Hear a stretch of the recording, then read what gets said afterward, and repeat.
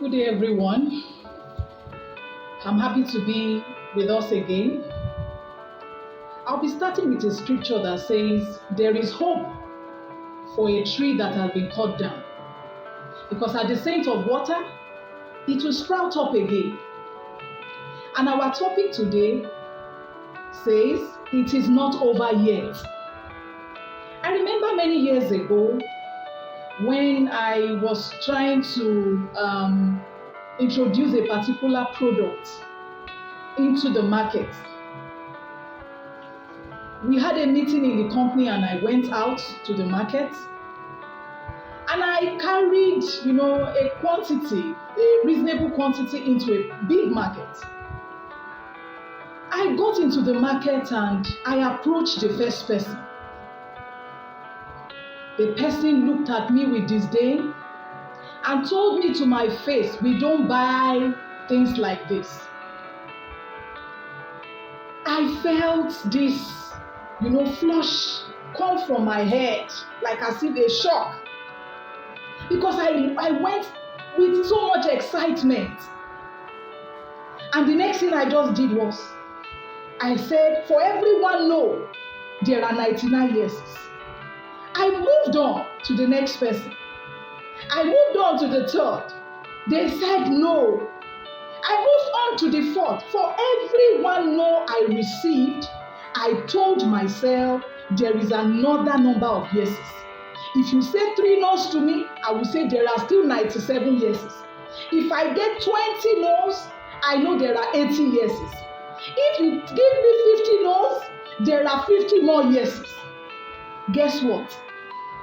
By the time I was going to leave the market, I left the market sold out. Everything I took to the market, a new product they had never seen before, was totally paid for, and I left light. On my way coming, I met the same people that say we don't buy this kind of thing. They looked at me with shock. How did she do it?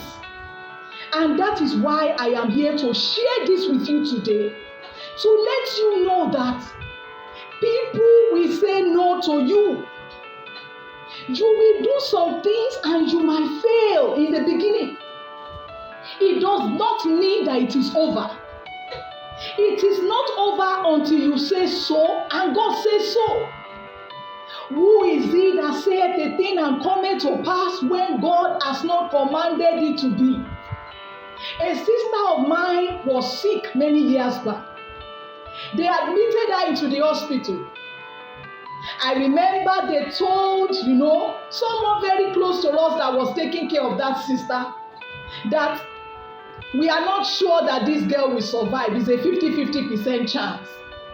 While they were leaving, it is a teaching hospital. One of the nurses were talking to themselves. They said, don't close the morgue. This girl will pack up before tomorrow morning. Beloved, our God has the final say. Our God has the final say. The nurse came the next morning to assure the girl that they were passing drip to for almost 2 months that was not eating, was sitting on the bed and eating. And the nurse knew that it is only God that has the final say. Hello, I'm here to tell you today, it is not over yet. You wrote an exam you failed, go back and write another one. You tried doing a business and what you were expecting was not what you got. It is not time to hang it. You need to be tenacious. You need to work at it. You need to be diligent. It's not the first day we plant that it becomes a big tree. You will wet it. You will weed it. You will do all manner of things to make sure that it eventually germinates into what you want it to be. Judges chapter 8. I remember Gideon was going in pursuit of the king, King Zemuna and King Zeba, the kings of Midian. In verses 4, the Bible tells us of Judges chapter 8, he said, yet faint, but pursuing. I know you are tired, but please, the last energy inside of you, please move. If you don't move, you will not know that there is a victory ahead. You can't just throw in the towel now. He met people of Penuel. He told them, he said, please give us bread. We are tired. We are in pursuit of the kings of Midian. Do you know what the people of Penuel told him? They said, as God delivered the king of Midian, Zebah and Zemuna, into your hand already, so why should we give you bread? On the journey of life, people will drive the sword into your wound. They will want you to say it is over. They will want you to believe that nothing good can come out of you. People you expected should support you, should be at your back, should give you encouraging words. Words of discouragement might be oozing out from their mouths. The economy might not be good. Friends might not be helpful. Family members might not be helpful. Colleagues at work might not be helpful. Spouse might not be helpful. Children might not be helpful. But I want you to know it is not over yet. Because Gideon did not stop at asking the people of Penuel. He also asked the people of Succoth, help me, I am in pursuit, I have a dream, can you give me 100,000? Can you please give me this loan? Can you please help me with this land? Can you please help me with my school fees? And they say, sorry, if you had come last week, we would have helped you. Let me tell you today, it is not enough to say you are not pursuing. The dream is your dream. It is not over until you say so and God says so.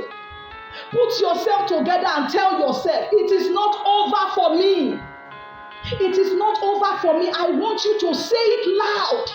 I want you to tell yourself, I will arise and shine again. My glory is coming again. It's coming again. Gideon, he didn't stop. When the two people that were supposed to give them bread refused, they still pursued. You know, the shocking thing is that before sunset, that same Judges chapter 8, the Bible says the king of Midian, those two kings, Zebah and Zemuna, were already captured by Gideon. If Gideon had turned back because they did not give him bread, what will his story be? Arise on your feet and move.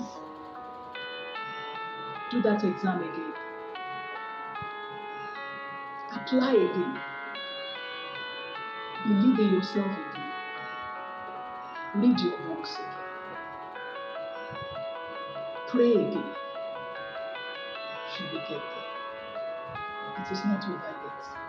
And I want you to believe in yourself and believe in God. It is not over yet. Till we meet again.